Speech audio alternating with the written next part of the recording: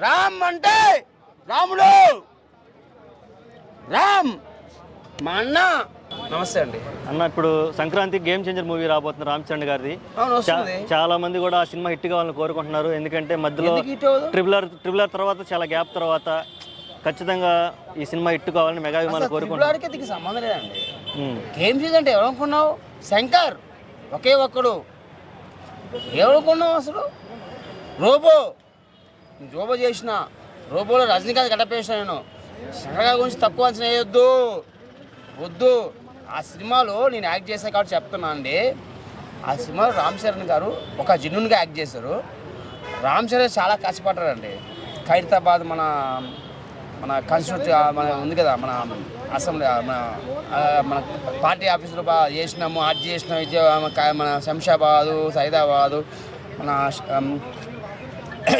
Film city అన్ని చేసినాం. అయితే రామ్ చరణ్ దీంట్లో మామూలు కనపడ్డు. రామ్ చరణ్లో ఒక యాక్ట్ ఉంది, ఒక యాక్టింగ్ ఉంది, ఒక క్రియేషన్ ఉంది, ఒక వైబ్రేషన్ ఉంది, ఒక ఎమోషన్ ఉంది, ఒక ఫీలింగ్ ఉంది, ఒక లవింగ్ ఉంది, ఒక డామినేషన్ ఉంది.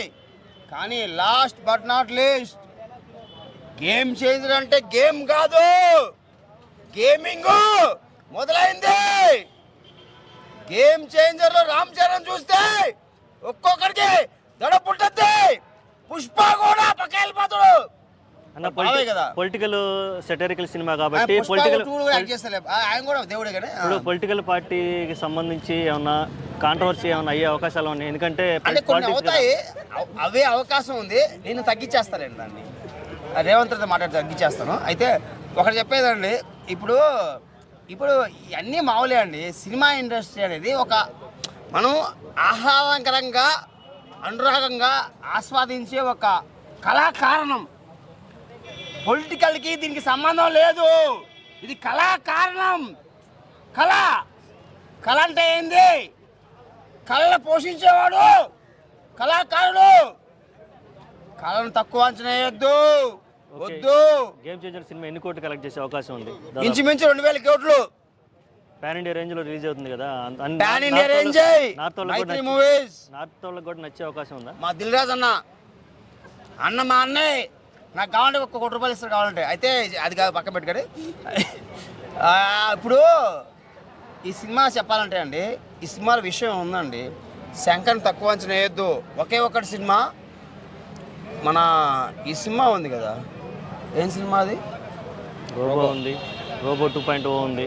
రోబో 2.0 ఫ్లాప్ అయింది కానీ అది ఫ్లాప్ అయింది, అది ఒప్పుకుంటా. ఫ్లాప్ అయిన సినిమా ఒప్పుకుంటా. అపరిచితుడు ఈ 5 గంటలు నేను చేయలేదా అట్లా ఆ టైప్లో. అయితే ఈ శంకర్ గారి సినిమాలో ఒక విషయం ఉంటుందండి.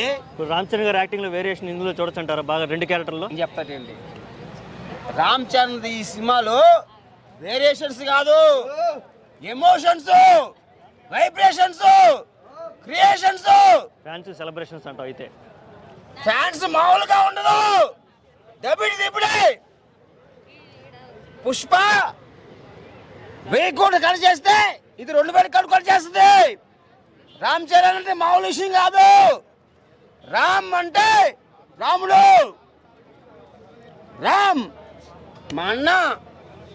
ఓకే అండి, థ్యాంక్ యూ సో మచ్.